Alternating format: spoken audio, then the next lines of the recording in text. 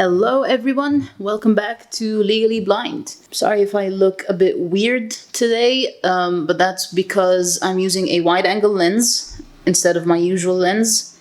And the reason for this is that I'm going to give you a little bit of a tour of parts of my house today, because I'm going to be talking to you about things I do around my house to make my life as someone with low vision easier. But I want to start by saying this. I love living independently. I love having my own space. I love setting up my living space the way I want and having that sort of little bit of control over my immediate environment, let's say, in as much as any of us have control over anything.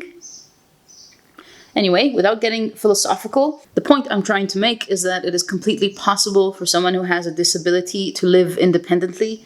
Of course, I'm lucky and privileged to be able to do so. Of course, it's not possible for everyone, but some people have the impression or the attitude that people with disabilities cannot live independently and that they constantly need help all the time, and this is not really true. So, apologies in advance for any shaking, because this is a heavy camera that I'm using selfie style. I'm going to show you a few things around my house that make my life easier. Having said that, also, it is not really my house. I am renting this apartment, so some of the choices that have been made are not choices I would have personally made, but nevertheless, let me show you a few things that I did do. First things first, you will notice that in my house there is actually very little to no clutter. This is actually how my kitchen looks at any time. I didn't really change anything for this video. The only thing I changed is I took out the dining chairs because they're really ugly. But other than that, this is pretty much how my kitchen looks all the time. The reason for this is that clutter is very visually overwhelming and just doesn't feel good for me.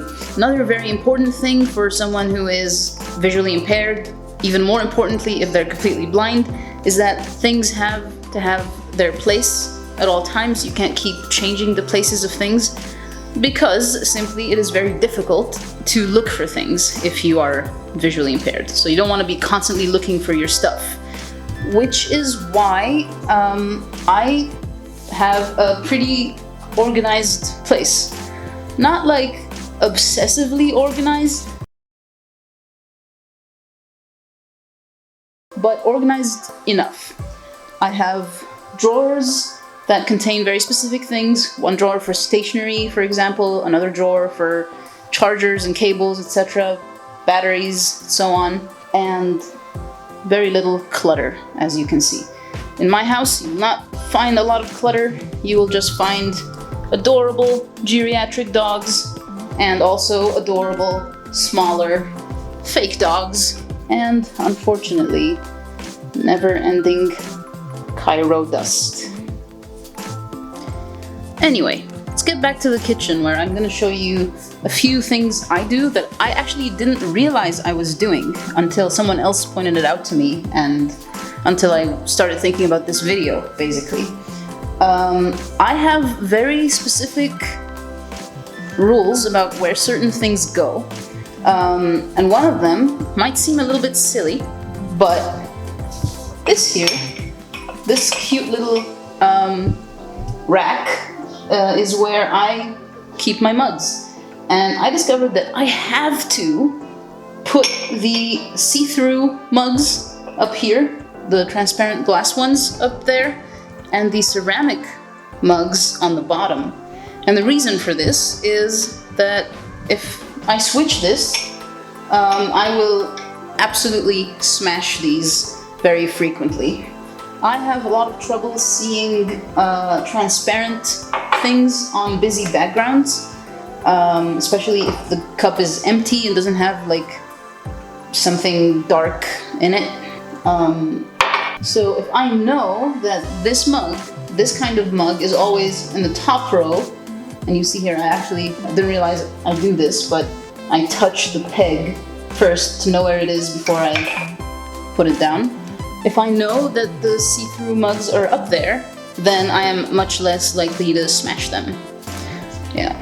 Same thing actually goes for my drying rack over here. I always have the see-through mugs on this end of the drying rack and everything else further in.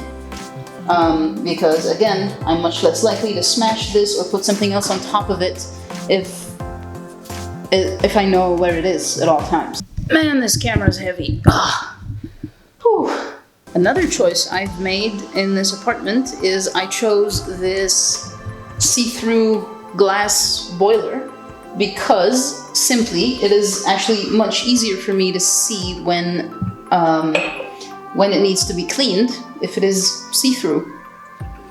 Just making my life easier.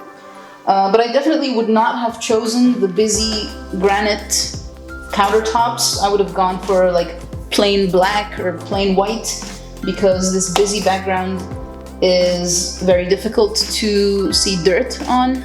So I just have to kind of just regularly clean them, or I sometimes just run my hand over them to know if they need cleaning. But yeah, would not have been my first choice, this. Neither would the busy floor. If you can see the busy pattern on the floor there. That is a nightmare to find something on if I drop a pill or anything small on the floor and then I have to look for it on this floor. Really, really difficult, guys. I would not have chosen this. Back inside my room here, I wanted to show you one more thing I've done that's a little bit funny, actually. Ever since lockdown, there's been a lot more video conferencing and teaching online and stuff. So I wanted to be able to do that while using my big screen over here. But I didn't have an external webcam, and when I bought one, it turns out it didn't fit on top of the monitor. It kept falling off. There was no way to really secure it up there. So I ended up suspending this webcam using paracord and duct tape so that I can use my big screen. You know, creative solutions. Another thing is I actually do not have any clocks anywhere on the walls because I've just given up on clocks, guys. I can't see them. And so I just don't have any, not even for decoration. So if I want to know what time it is, I just look at my phone. Or if I'm feeling extra lazy, I just do this. Siri, what time is it? It's 11:27. Thanks, man. So that's it from me today, guys. I hope this was a little bit interesting for some of you. And might even give you some ideas for if you ever have any visually impaired friends over or something. Thank you so much for watching, and a special thanks to my patrons as always. Please like, share, subscribe, all that good stuff, and I'll see you guys soon. Would you like being in videos? He's like, no, not really.